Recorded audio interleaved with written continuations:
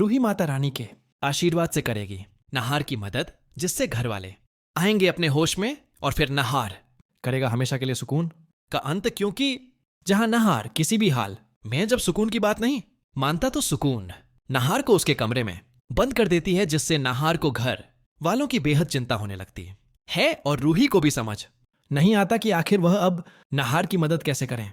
लेकिन तभी रूही को घर के बाहर माता रानी के भक्तों की आवाज सुनाई देती है, जिससे रूही समझ जाती है कि देवी मां ही अब रूही की मदद कर सकती। इसलिए रूही देरी ना करते हुए माता रानी के पास पहुंच जाती है और प्रार्थना करने लगती है कि अब वही उसे कोई रास्ता दिखाएं, जिससे रूही के सामने माता के श्रृंगार की चूड़ियां आ जाती हैं। और ये देखकर रूही समझ जाती है कि माता रानी ने ही रूही को यह चूड़ियां दी हैं ताकि वह अपने परिवार की मदद कर सके। इसलिए रूही देवी मां का आशीर्वाद लेकर वापस से नहार के पास पहुंच जाती है, जहां नहार जैसे तैसे अपने कमरे से बाहर आने में तो कामयाब हो जाता है। लेकिन यह सब देखकर समर को नहार पर बेहद गुस्सा आ जाता है और फिर समर नहार के ऊपर एक गमला फेंक देता है, जिससे नहार खुद को बचाने में तो कामयाब हो जाता है।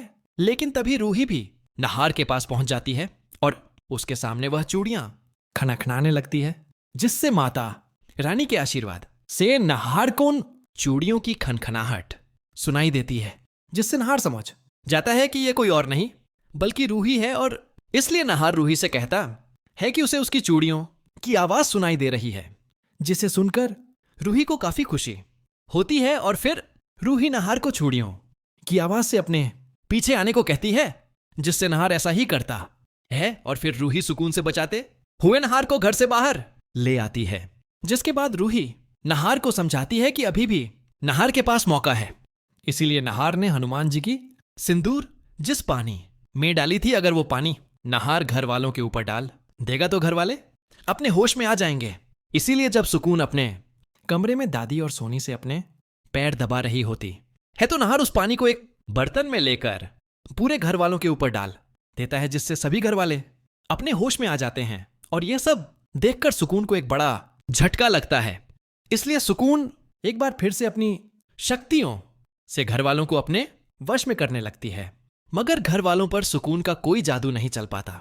इसलिए यह सब देखकर नहार घर वालों से कहता है कि कोई भी अपने शरीर से इस पानी को साफ नहीं करेगा, वरना सुकून उन्हें अपने वश में कर सकती है, जिससे घर वाले भी नहार की बात समझ जाते हैं। लेकिन तभी यह सब देखकर सुकून नहार पर हंसने लगती है और वह नहार से कहती है कि भले ही नहार ने घर वालों को उससे बचा लिया है, लेकिन नहार की एक अनमोल चीज अभी भी उसके पास है।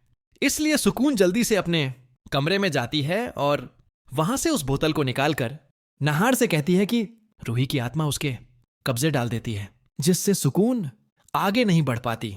और फिर नहार उस संदूक और उस पेंटिंग को जला देता है, जिससे सुकून की आत्मा हमेशा के लिए रूही के शरीर और घर को छोड़कर चली जाती है।